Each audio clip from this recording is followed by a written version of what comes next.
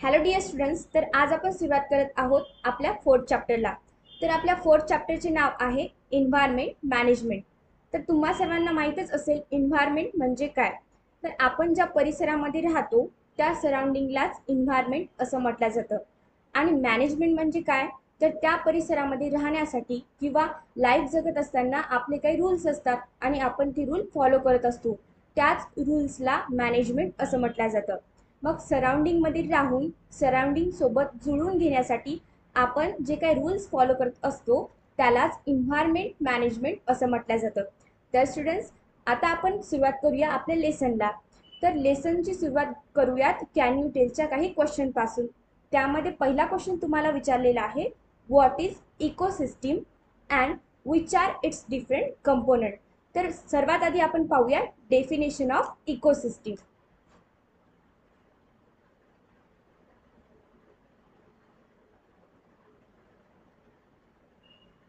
What is meant by ecosystem? So,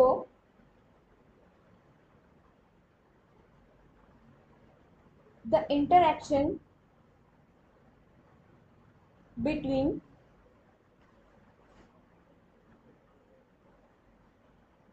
biotic and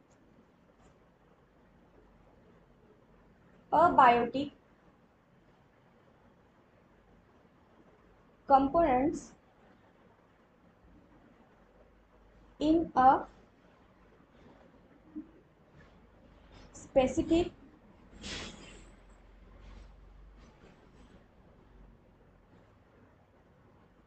geographical region.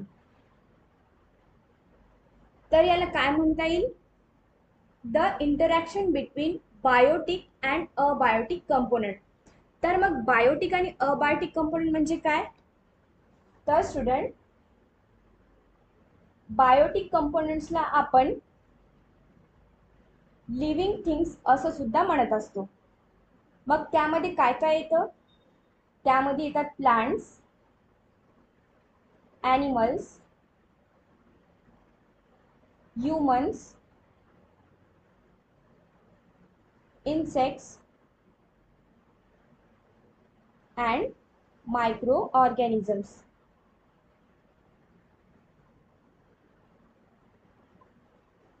हे सर्व living things आहेत, म्हणजे यांना जगण्यासाठी पाणी किंवा अन्न किंवा हवेची गरज असते आणि म्हणूनच आपण यांना लिव्हिंग थिंग्स म्हणजे बायोटिक कंपोनंट्स असं म्हणतो. तर मग अबायोटिक कंपोनंट्स कोणते ते सुद्धा आपण इथे पाहूयात. अबायोटिक कंपोनंट्स त्यामध्ये येतात मग air, water, sand, soil, stones आणि यासारख्या बऱ्याच नॉन लिव्हिंग थिंग्स. तर ह्या नॉन लिव्हिंग थिंग आहेत कारण यांना कुठल्याही प्रकारे अन्न किंवा पाण्याची आवश्यकता नसते, त्याच पद्धतीने ऑक्सिजनची सुद्धा गरज पडत नाही, म्हणूनच त्यांना आपण अबायोटिक कंपोनंट्स असं म्हणतो. तर स्टुडंट्स, हे जे काही बायोटिक कंपोनंट आहेत, तर या बायोटिक कंपोनंटला जीवन जगत असताना अबायोटिक कंपोनंटची गरज पडत असते. म्हणजे आपण सजीव आहोत तर आपल्याला ऑक्सिजन लागणारच, पाणी पण लागणार आणि जगण्यासाठी अन्नाची सुद्धा गरज पडणार. मग आपल्यामध्ये आणि या अबायोटिक कंपोनंटमध्ये जो काही कॉन्टॅक्ट येत असतो त्या कॉन्टॅक्टलाच इंटरॅक्शन असं म्हटलं जातं. तर हे इंटरॅक्शन कुठं येतं, तर इंटरॅक्शन हे स्पेसिफिक रिजनमध्ये येत असतं. फॉर एक्झाम्पल, आपण ह्युमन्स असल्यामुळे आपण सिटीमध्ये किंवा विलेजेसमध्ये राहत असतो. तर इथे राहत असताना येथील जे काही हवा आहे किंवा पाणी आहे किंवा आपल्याला अवेलेबल होणारं फूड आहे ते आपल्या स्पेसिफिक एरियामधूनच आपण घेत असतो. आपल्याला दुसऱ्या ठिकाणी जायची गरज पडत नाही आणि म्हणूनच त्या एरियाला एक स्पेसिफिक जिओग्राफिकल रिजन म्हटलं जातं. या व्यतिरिक्त जे काही ॲनिमल्स आहेत जसे की टायगर, लॉयन किंवा यासारखे इतर ॲनिमल, ते फॉरेस्टमध्ये राहतात. परंतु फॉरेस्टमध्ये राहून सुद्धा त्यांना पण तिथे अबायोटिक कंपोनंटचा उपयोग घ्यावा लागतो. मग त्यांना जे अबायोटिक कंपोनंट हवे असतात ते आपल्या रिजनमधून नेत नाहीत, ऑलरेडी तिथे ते अवेलेबल असतात. म्हणजे त्यांच्यासाठी त्यांचा तो स्पेसिफिक एरिया आहे जिथे त्यांच्या अबायोटिक कंपोनंट सोबत इंटरॅक्शन होत असतं. मग आता तुम्हाला समजलं असेल की अबायोटिक आणि बायोटिक कंपोनंट मध्ये इंटरॅक्शन कशा प्रकारे होतं. तर परत एकदा डेफिनेशन पाहूया. The interaction between biotic and abiotic components in a specific geographical region it's called as ecosystem. मग ज्या पण एरियामध्ये आपण राहतो त्या एरियामधील सर्व अबायोटिक बायोटिक कंपोनंटलाच इकोसिस्टीम असं म्हटलं जातं. बरोबर. तर स्टुडंट, इकोसिस्टीम जी आहे ती दोन भागामध्ये डिवाइड केली जाते.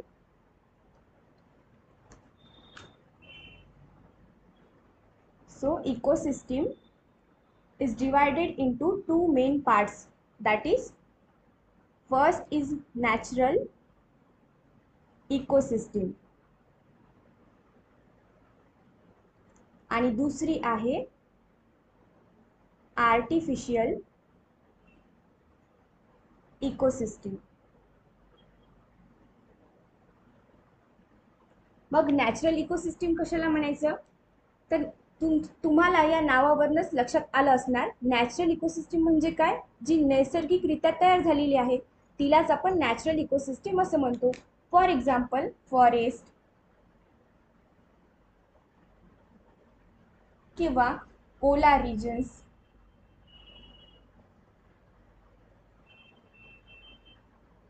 त्याच पद्धतीने डेझर्ट एरियाज, तर यांना आपण काय म्हणतो, नॅचरल इकोसिस्टीम.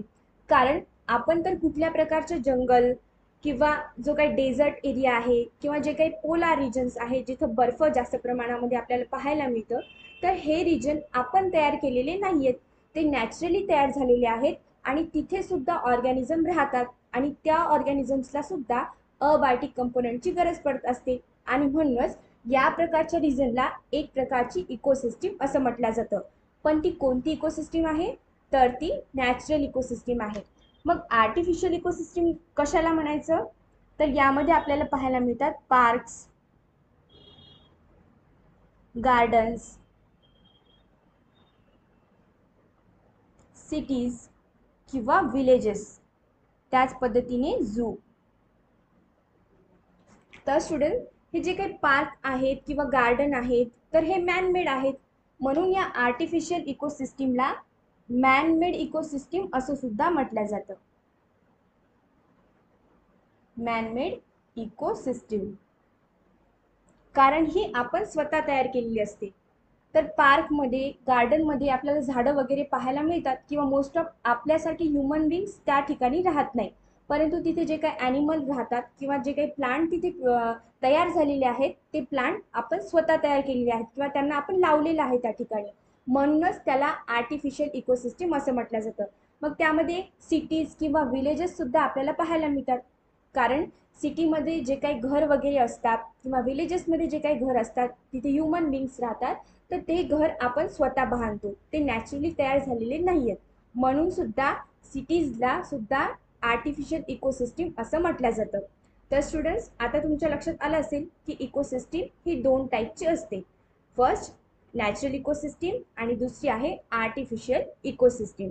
तर आपला नेक्स्ट क्वेश्चन आहे, which are the types of consumer and what are the criteria for their classification. तर आता आपण पाहूया. तर जेवढे काही लिव्हिंग ऑर्गॅनिझम्स आहेत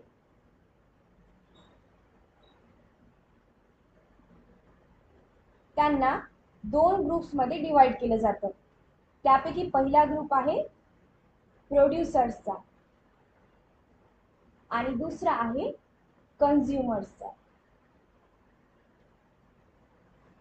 तर स्टुडंट, प्रोड्युसर म्हणजे नेमके कोण, जे अन्न प्रोड्यूस करतात किंवा एखादा प्रोडक्ट तयार करतात त्यांना आपण प्रोड्युसर असं म्हणतो. मग जगामध्ये सगळ्यात मोठा प्रोड्युसर कोणत्या ऑर्गॅनिझमला म्हणायचं, तर ते प्रोड्युसर आहे प्लांट. कारण प्लांट हे स्वतःचं अन्न स्वतः तयार करतात आणि तसेच ते अन्न इतरांना सुद्धा अवेलेबल करून देतात, म्हणूनच त्यांना प्रोड्युसर असं म्हटलं जातं. मग कन्झ्युमर कोण, तर उर्वरित जेवढे काही ॲनिमल्स आहेत की जे प्लांटवर डिपेंड आहेत त्यांच्या फूडसाठी किंवा इतर ऑर्गॅनिझमपासून स्वतःचं फूड मिळवतात त्यांना कन्झ्युमर असं म्हटलं जातं. मग आता आपण पाहूयात या कन्झ्युमरमध्ये कोणकोणते टाईप्स आहेत. त्यापैकी पहिला टाईप आहे प्रायमरी कंझ्युमर.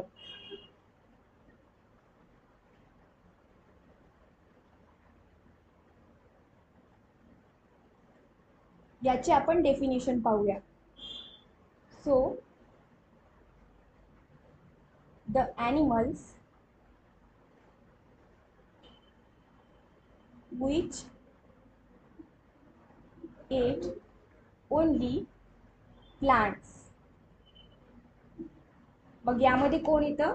असे ॲनिमल येतात किंवा असे ऑर्गॅनिझम्स येतात की जे फक्त प्लांट खातात, त्यांना आपण प्रायमरी कंझ्युमर असं म्हणतो. फॉर एक्झाम्पल ग्रास हॉपर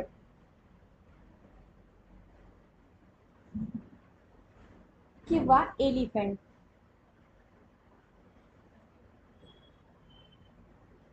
हे जे ऑर्गॅनिझम्स आहेत किंवा ॲनिमल आहेत, तर यांना केवळ प्लांटची आवश्यकता असते सर्वाईव्ह होण्यासाठी. प्लांट शिवाय इतर कोणत्याही प्रकारच्या ऑर्गॅनिझमला ते खात नाहीत आणि म्हणूनच त्यांना हर्बीओरस असं सुद्धा म्हटलं जातं. यांना आपण काय म्हणू शकतो? हर्बीओरस किंवा हर्बीओर्स ॲनिमल असं म्हटलं जातं, कारण ते स्वतःचं अन्न म्हणून केवळ प्लांटचाच उपयोग करतात. तर हे आहेत प्रायमरी कंझ्युमर. त्यानंतरचा आपला टाईप आहे सेकंडरी कंझ्युमर. Secondary consumers. मग याची आपण डेफिनेशन पाहूया.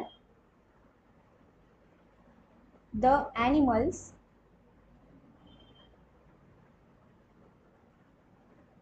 which ate only flesh. मग यामध्ये कोणकोणते ॲनिमल येतात?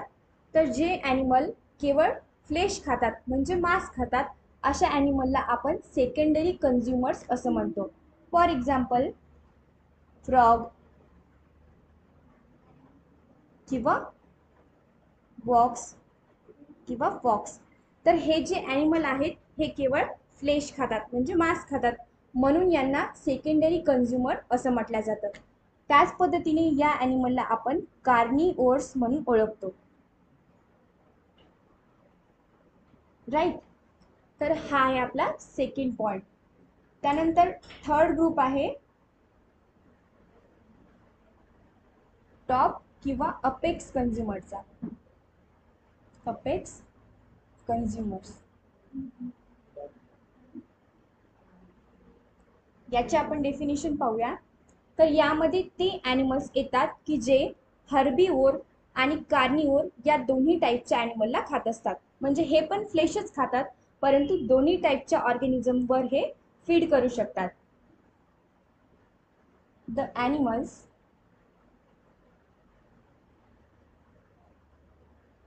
Feed on both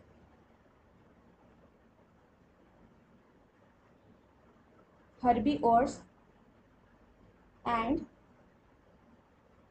carnivores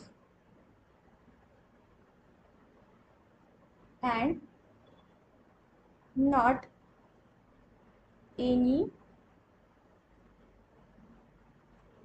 other animal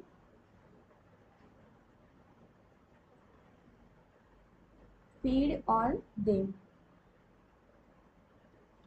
तर हे असे ऑर्गॅनिझम आहेत की जे हर्बीओर्स आणि कार्निओर्स या दोन्ही ॲनिमलचं फ्लेश खात असतात, परंतु या ऑर्गॅनिझमला इतर कोणतेही ॲनिमल खाऊ शकत नाही. मग असे कोणते ॲनिमल्स आहेत बरं? ते आहेत टायगर आणि लॉयन. आपल्या सर्वांना माहीत आहे टायगरला आपण जंगलाचा राजा म्हणत असतो आणि लॉयनला सुद्धा, कारण हे दोघं असे ॲनिमल आहेत की जे इतर ॲनिमलला खातात, परंतु इतर कोणतेही ॲनिमल यांना खाऊ शकत नाही आणि म्हणूनच त्यांना टॉप किंवा अपेक्स कंझ्युमर असं सुद्धा म्हटलं जातं. त्यानंतरचा आपला टाईप आहे ओमनिओर्स.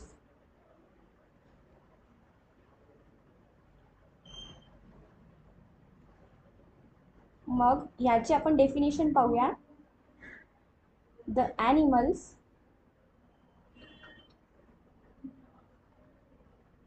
which ate both flesh and plants और प्लांट प्रोडक्ट्स. मग ओमनिवोर्स कोणाला म्हणायचं, तर हे असे ॲनिमल आहेत किंवा असे ऑर्गॅनिझम आहेत की जे प्लांट किंवा प्लांटपासून मिळणारे प्रोडक्टसुद्धा खाऊ शकतात आणि त्याच पद्धतीने फ्लेशसुद्धा खाऊ शकतात, म्हणून त्यांना ओमनिवोर्स असं म्हटलं जातं. म्हणजे हे कार्निवोर्स प्लस हार्बिवोर्सचं मिक्सचर आहे, त्यामुळे यांना ओमनिवोर्स असं म्हटलं जातं. आता आपण काही एक्झाम्पल पाहूया. त्यामध्ये सगळ्यात महत्त्वाचं एक्झाम्पल म्हणजे आपण ह्युमन्स. कारण आपण ह्युमन्स व्हेजिटेबलसुद्धा खात असतो आणि फ्लेशसुद्धा खात असतो. त्यानंतर ॲनिमल आहे बियर. तर बियरसारखे ॲनिमलसुद्धा दोन्हीही टाईपचं फूड खाऊ शकतात, म्हणून ते सुद्धा ओमनिवोर्स या क्लासमध्ये डिवाईड झालेले आहे. या व्यतिरिक्त अजून एक कॅटेगरी आहे, त्याला आपण म्हणतो डिकम्पोजर्स. तर डिकम्पोजर्स कोण असतात? The organisms which decompose